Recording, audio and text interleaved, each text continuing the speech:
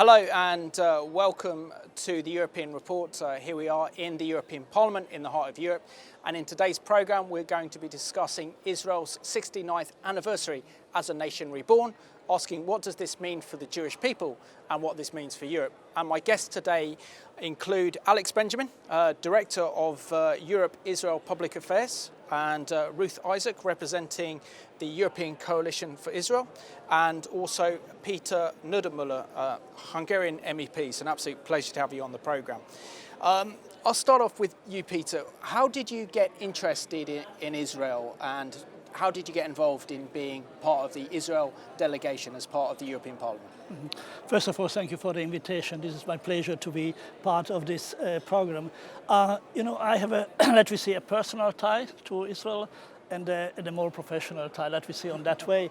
And the personal ties is that the best friends of my parents, they were Holocaust survivors. Oh, incredible. And I was 6 or 7 or 8 when I have seen the first time the sign on the arm of the friends of my parents, and I was really disturbed. What does it mean?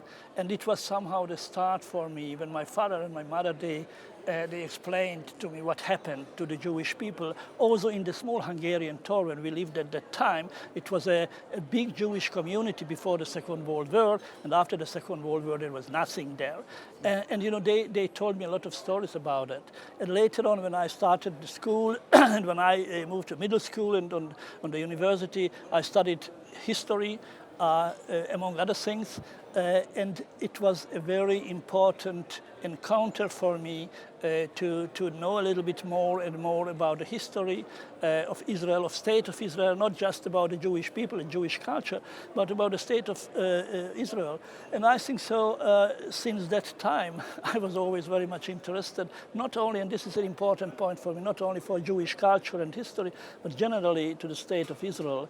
And therefore it was for me a very natural decision, let me say on that way, that I joined the delegation between Israel and the European Parliament. And I think so this is an important issue for me, just to work for that and just to bring the voice of the State of Israel into the European Parliament. Well, thank you for doing that. We all very much appreciate that.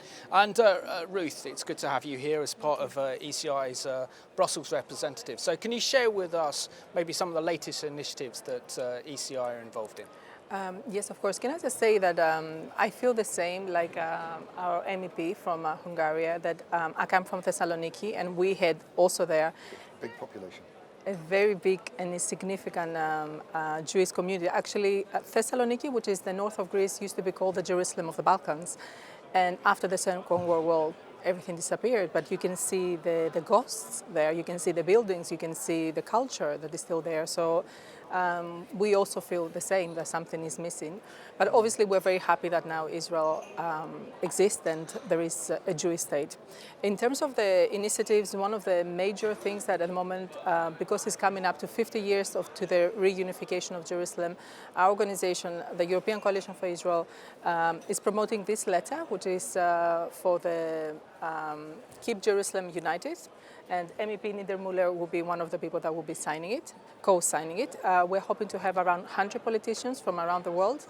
And this is a symbolic act to educate people further, including politicians that maybe have no other understanding, because at the moment there is a very negative rhetoric against Jerusalem. Some people talk about 50 years of occupation, which is a very wrong and historically incorrect, basically, statement.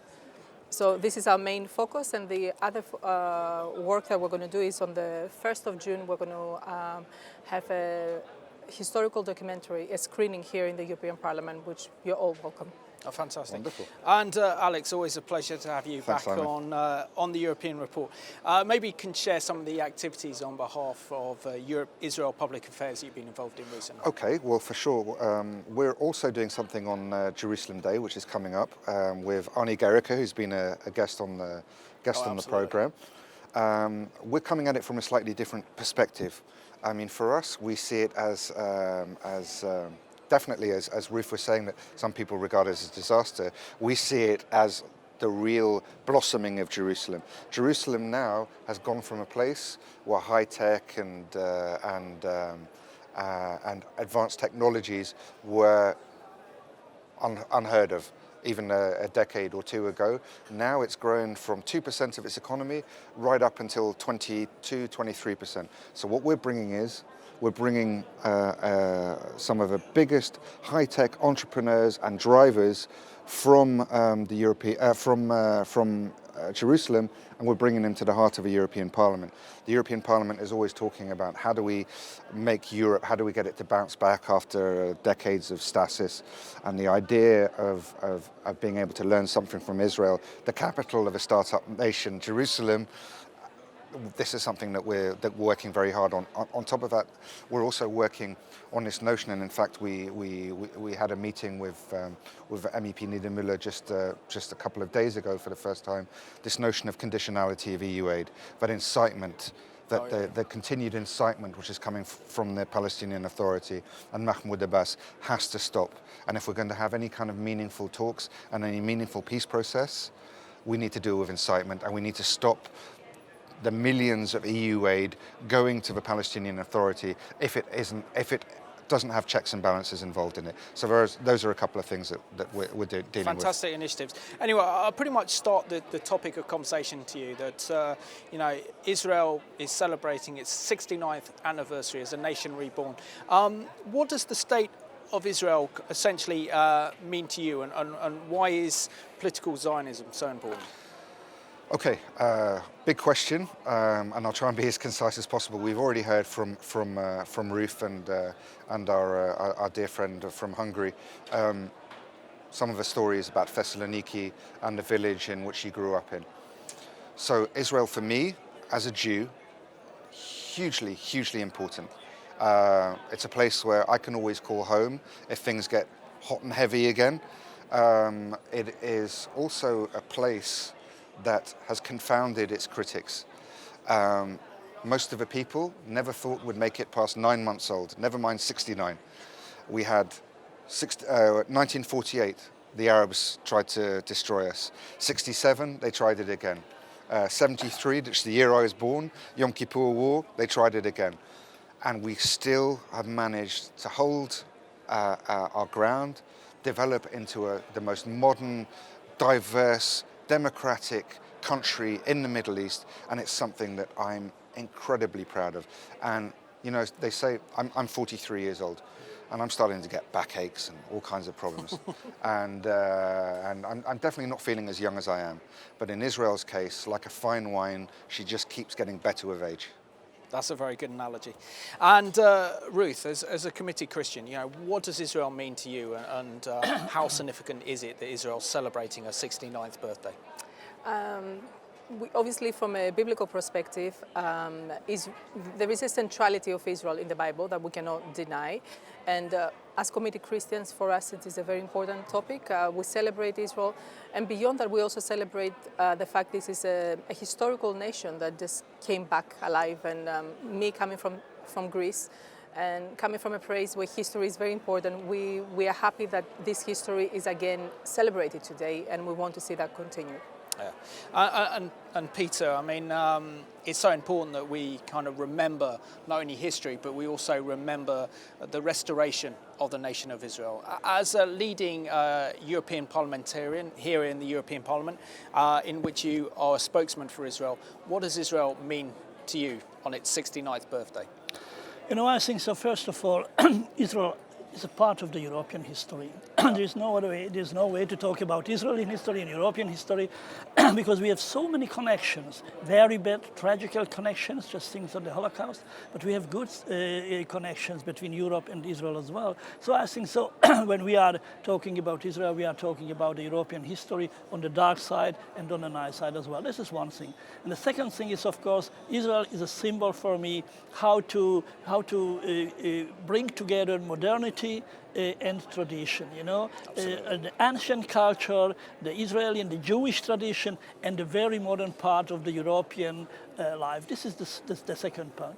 And the third point is maybe very personal or subjective. Israel is a wonderful country. It's just to be good there. So the people are open, the people are friendly. So I think so. Israel it could be, or Israel can be a kind of example also for the future of many, many European countries. Excellent. And Alex, if, for example, Theodor Herzl, known as really the founding father of the modern State of Israel, certainly of political Zionism, which is the political ideology that drives the State of Israel, how would he see Israel today, 69 years on from being reborn as a nation, walking down the streets of either Tel Aviv or Jerusalem? I'm going to deal with that, but when we're talking about Herzl, I think it's useful, especially where we are a couple of days away from a French election, to remember that Herzl became a Zionist as a result of a Dreyfus affair, Yes. which was one of the most awful things that happened in France. So when we're talking about Marine Le Pen at the moment, some of the stuff that she's coming off with, indeed she wanted to ban the keeper. I don't know if you guys heard, but even just last week she's talking about banning all kosher meat in France. This kind of language, which I believe, as a playwright as well, let's not forget Herzl was a playwright, he would recognize the play, but the actors have changed. So from a French perspective, he would still very much see the need for Zionism. As for Israel today, I think he'd be happy. I think he'd be incredibly proud at the diverse, multicultural society, Tel Aviv, Jerusalem, how far it's come on. Every time I go back to Tel Aviv, even if it's only a space of a couple of months, there's always a new building, there's always some kind of development, there's always a new restaurant or some new product which is changing people's lives for the better. He said, as he was signing off his book for Jewish State, he said, "We shall live at last as free men on our own soil and die peacefully in our own homes." Now, maybe not as peacefully as he would have liked or as he envisioned, but certainly at 69 years old, it's a good start. And I think on the whole, Herzl would be happy. Excellent. And Peter, today Israel is a beacon of liberty in a very dark and dangerous region of the world. What can Europe learn from Israel in terms of advancements in the fields of science and technology that's benefiting the world? You know, I think, sir, it's very important to say that Israel is, for us in the European Parliament, is also the symbol of the startup nation. You know, Yes. I think so. It's nowhere in the world there are so many startups, successful startups, like in Tel Aviv or in any other Israeli cities. So I think so, and this is exactly what we can learn from Israel. This technological but also cultural innovation, you know, the creativity and the openness for new starts and always to try again to do something else. So we organized some months ago a small conference here just to bring Israelis to the European Parliament and to talk about technological innovation and new startups and things and cultural creativity. So I think so it's important to see that Israel is not only a political entity, but it's also a technological center for innovation and a cultural center for creativity and a new future. So I think so this is also a very important fact. Fantastic. And Ruth, Israel really essentially represents the foundation of our Judeo-Christian heritage here in Europe and shares the same shared values such as democracy, freedom of speech, freedom of religion, also the rule of law. How important is it that the European Commission and members of this European Parliament understand that Israel is unique in this regards in the Middle East today? I think it is very important, and I think in theory they do understand that. I think that is fair to say. I think nobody disputes the fact that Israel is the only democracy, very much so, and it's not because we want to be critical towards other nations, just in terms of what we see happening at the moment. So it is very important. I think it is recognized. The main problem that we have is that they are influenced by a certain narrative that wants to paint Israel, or certain parts basically of the existence of Israel, that give a more negative connotation basically. But I think the democracy of Israel is something that cannot be disputed. Freedom of religion, freedom of expression, free press, women's rights. There's nothing that is not free and democratic in Israel. It would be a lie to say otherwise. Yeah. And Alex, as a leader in the Jewish community and a director of a pro-Israel organisation here in Brussels, what does Israel mean for you in terms of knowing that, unlike previous centuries, that if it does heat up, and with the rise of Jew hatred that we're seeing around Europe today, you know that you've got a place where you can escape persecution and find freedom. Is that one of the main benefits of the State of Israel, maybe one of these successes. There's no doubt about it that it is a benefit, although I've always felt more European than Israeli, even though when I go to Israel, it still feels like home. So I have this sort of internal confrontation, if you like. How important it is to me and my family? Absolutely vital. I mean, when we go back to what happened, Israel's just, we're talking about the 69th anniversary. The day before in Israel is I'm sure everyone here knows, it's called Yom HaZikaron. And that's where we mourn not only the people that died in the Holocaust, but also those who died defending the state. Things that happened in Europe. My family was lucky that we ended up in the United Kingdom, because I lost the people bearing my surname, Benjamin. At least 45 to 50% of them were decimated and died in the gas chambers. I also have memories of relatives with the numbers on their arms, and from that perspective, no Jew at the time, when they were in the camps, imagined the horrors of what was going on. No Jew imagined that things could get so far and to such a horrible state of affairs that 6 million of us would perish in fire. So there isn't a complacency. I know that Europe could have it inside itself to go there again, and with the greatest respect to your country, some of the things that are going on in Hungary are alarming, just as they are in France, just as they are in Greece with Golden Dawn, where there are still whiffs and still fairly pungent aromas from these awful political parties which haven't learned anything from the history of what happened to the Jewish people, haven't learned anything from Thessaloniki, or haven't learned anything from the village that we were talking about. So from my point of view, my little 6-month-old daughter, my wife, knowing that, God forbid, if we ever got to that stage again, that I have somewhere where I can feel safe and protected and be amongst my own people, I can't tell you how important that is for me. But when I look around the table and I see people like Ruth and yourself, Simon, and MEPs who support Israel, it's a comfort to me to know that there are people that have our back in Europe as well. Absolutely. No, very well said, Alex. So thank you. And, Peter, when you have discussions with other members of the European Parliament when it comes to Israel, and many of them may be indifferent, but others are very hostile, how difficult is it to talk about Israel to get them to think beyond the actual conflict and look at the benefits that Israel is doing for mankind? I think so. The problem is that especially among my group members, let me say, or let me very frankly, there's a lot of old stereotypes and prejudices.